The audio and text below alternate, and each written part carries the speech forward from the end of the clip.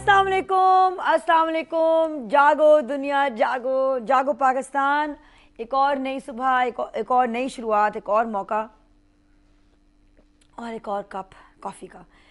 उम्मीद है आपकी सुबह अच्छी गुजर रही है और आपने फैसला कर लिया है कि आज आपका अच्छा दिन गुजरेगा और आप आज कोई अच्छा काम करेंगे इंशाल्लाह ताला। हमारे साथ बैठे हुए हैं शामी साहब। अस्सलाम वालेकुम उमर शामी साहब।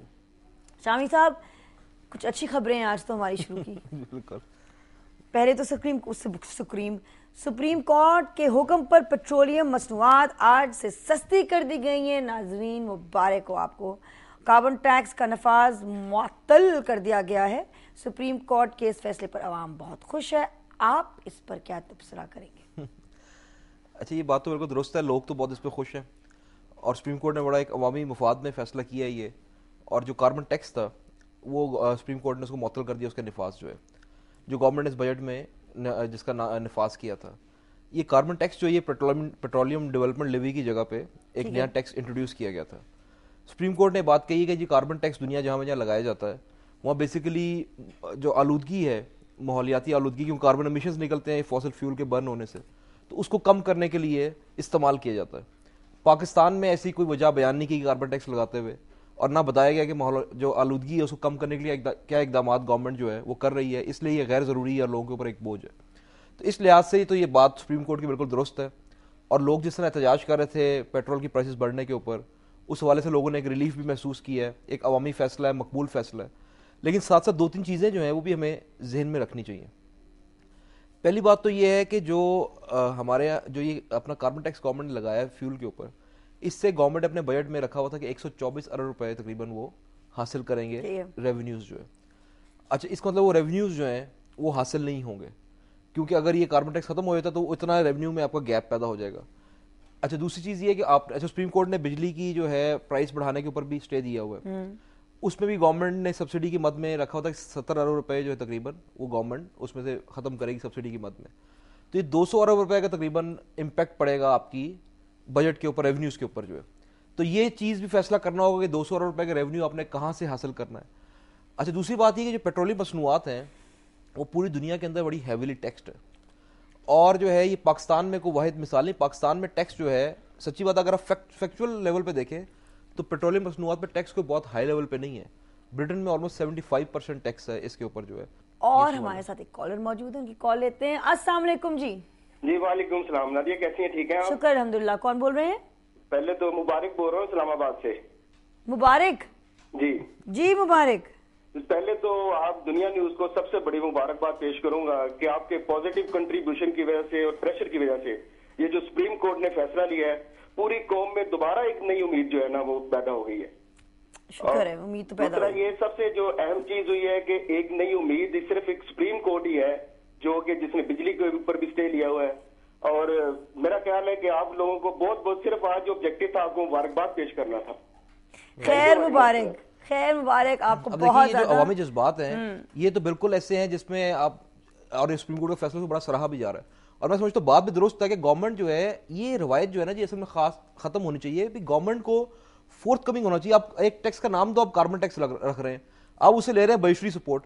अब बजटरी सपोर्ट के लिए कोई और इकदाम करें आप, अब लोगों का एतमाद मिले। असल मसला ये है कि लोगों का एतमाद हुकूमत में खत्म हो गया हुआ है। और ये आज की, मैं इस हुकूमत की बात नहीं कर रहा, मैं हर हुकूमत की बात कर रहा हूँ। इसीलिए आज तक अपनी आप टैक्स रेवेन्यू लोगों से कलेक्ट कर नहीं सके। और जब तक आप रेवेन्यू कलेक्ट नहीं करेंगे, अपने रेवेन्यू बेस को नहीं बढ़ाएंगे, तो आप किस तरीके से जो है उनकी फलाह के ऊपर खर्च करें लोगों की। कहा जा रहा है कि पाकिस्तान से डिस्ट्रिक्ट गवर्नमेंट सिस्टम खत्म किया जा रहा है और वजीर आजम ने इस पर बात करने के लिए एक अहम इजलास भी आज तलब किया है। हाँ, ठीक कह रही है। आज खबर ये आई हुई थी कि वज़ीर साहब ने, और ये आपको पता काफ़ी दिनों से ये गुफ्तगू चल रही है, क्योंकि कई प्रोविंशियल गवर्नमेंट जो हैं, खुसूसन पंजाब की गवर्नमेंट भी, अपना सरहद की गवर्नमेंट भी और बलूचिस्तानी गवर्नमेंट जो है, वो सारे ये कह चुके हैं इस निज़ाम को जो है वो ख़त्म किया जाए, पुराना निज़ाम रिवाइव करने की बात कर रहे हैं। और सिंध की गवर्नमेंट ने इसमें कोई इसकी मुखालफत की थी। उनके ख्याल था इसी सिस्टम को रिवाइव करना चाहिए। तो इस हवाले से अब इजलास जो वज़ीर साहब ने बुलाया है, और उम्मीद ज़्यादा ये है कि ज़्यादा प्रेशर इस बात पे है कि ये निज़ाम जो है, जो डेवोल्यूशन का निज़ाम आया था, क्योंकि निज़ाम रिजल्ट प्रोड्यूस नहीं कर सका जैसा प्रोड्यूस करना चाहिए, तो उसको ख़त्म किया जाए। और फिर वो जो निज़ाम उस वक्त आया था उसमें बड़ी अमेंडमेंट्स भी हुई और चीज़ें भी हुई, लेकिन उस तरह वो डिलीवर नहीं कर सका।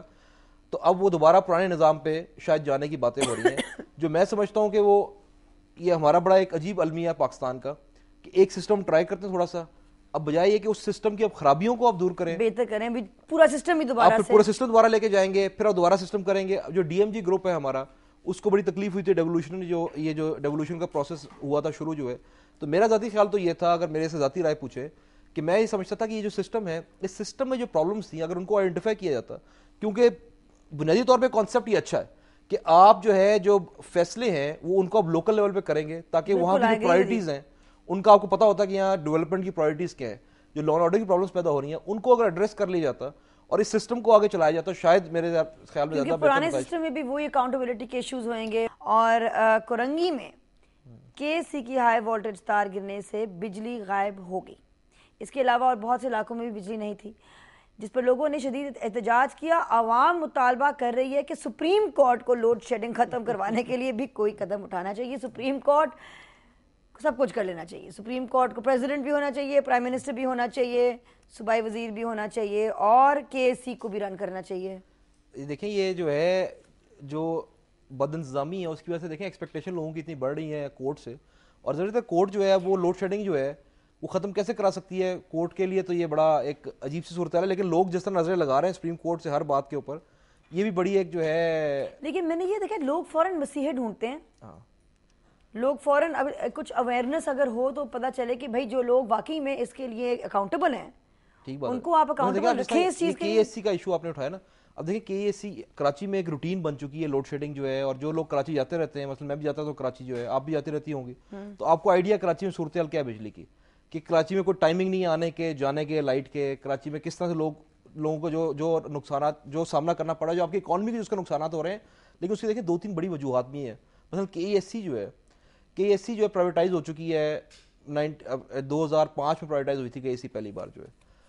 अच्छा, केएससी जो है 94 के बाद से उसने आज तक कभी प्रॉफिट नहीं किया, लॉस कर रही है, पिछले 18-20 साल से मुसलसल लॉस करती है। केएससी जो है उसकी जो डिस्ट्रीब्यूशन के लॉसेज हैं और ट्रांसमिशन के लॉसेज हैं वो 35% है, जो पूरे मुल्क में सबसे ज़्यादा है। इसकी वजह यह कि उनका जो इंफ्रास्ट्रक्चर है वो फरसूदा हो चुका है, उनकी डिस्ट्रीब्यूशन लाइंस फरसूदा हो चुकी हैं। ये आपने देखा जिस तरह तार अभी गिरी है वहाँ पे, उस पर इन्वेस्टमेंट की जरूरत है। मैं एडीबी की एक रिपोर्ट पढ़ रहा था कुछ दिन पहले, उसमें लिखा था कि $50 मिलियन पर ईयर कम से कम 5 या 6 साल के लिए इन्वेस्ट होने की जरूरत है। पावर जनरेशन की मैं बात नहीं कर रहा, मैं बात कर रहा हूँ डिस्ट्रीब्यूशन की, ट्रांसमिशन की, जो लॉसेज उसके अंदर हो रहे हैं उसको खत्म करने के लिए। तो अब जो प्राइवेटाइज की कंपनी जो ये किया गया है, तो जिन लोगों ने उसको अपना संभाला, उसका चार्ज जो है, पहली बात तो गवर्नमेंट को उनको ये कहना चाहिए कि आप इन्वेस्ट करें इसके इंफ्रास्ट्रक्चर के ऊपर जो है, और जो पैसा इसमें लगने की जरूरत है उस पैसे को लगाया जाए, उस पैसे को जनरेट किया जाए। आज पीएमएलक्यू के पार्टी इंतखाबात हो रहे हैं, हम ख्याल ग्रुप ने इसमें हिस्सा ना लेने का फैसला किया है। क्या फ्यूचर नजर आ रहा है आपको पीएमएलक्यू का? देखिए पीएमएलक्यू का फ्यूचर तो मुझे वही नजर आ रहा है जो सारों को नजर आ रहा है, कि वो क्लियरली 2 हिस्सों में बढ़ती हुई पार्टी जो नजर आ रही है। और जो है आज उनके सूबाई इंतखाबात हो रहे हैं, जो हम ख्याल ग्रुप है जिसमें हुमायूं अख्तर साहब, चट्ठा साहब, सलीम सैफुल्लाह साहब, कसूरी साहब वगैरह शामिल हैं, उन्होंने इसके बाइकआउट का ऐलान किया है उस इलेक्शन के जो है। और जो है अपना जो पीएमएलक्यू है उनके चीफ इलेक्शन कमिश्नर ने ऐलान किया है कि भाई इलेक्शन जो है वो टाइम पे, कामर अली आगा साहब उनके चीफ इलेक्शन कमिश्नर है पीएमएलक्यू के जो है। तो अभी एक लड़ाई जो आपके सामने है जो पैदा हो चुकी पार्टी के अंदर जो है, और इसका तो कोई एंड अभी नजर नहीं आता। रिकंसिलिएशन अगर दोनों ग्रुप्स की हो जाए, पीएमएलक्यू का आपको क्या फ्यूचर नजर आ रहा है? देखिए मुझे तो लगता है कि 2 हिस्सों में ये बढ़ जाएगी क्लियरली जो है पार्टी जो है, और ये देखना होगा कौन सा बड़ा धड़ा होगा। इस वक्त जो है पीएमएलक्यू में कई प्रॉब्लम्स ऑलरेडी पैदा हो चुके हुए हैं, उसमें फॉरवर्ड लॉक बन चुके हुए हैं पीएमएलक्यू के अंदर। उसके अंदर फिर जो है जारी बात है कई ऐसे स्ट्रॉन्ग इंडिविजुअल्स मौजूद हैं जिनकी अपनी अपनी से है। बेशुमार लोग पीएमएलक्यू में ऐसे हैं जिनकी ख्वाहिश है, जैसे एजाजुल हक साहब वगैरह, कि पीएमएल के साथ उनका मर्जर हो जाए। कई लोग हैं जो चाहते हैं पीएमएलक्यू अपनी अलग आइडेंटिटी बरकरार रखे। सेगमेंट खत्म हुआ, चला। Thank you so much Aamir साहब, हमारे साथ रहिएगा।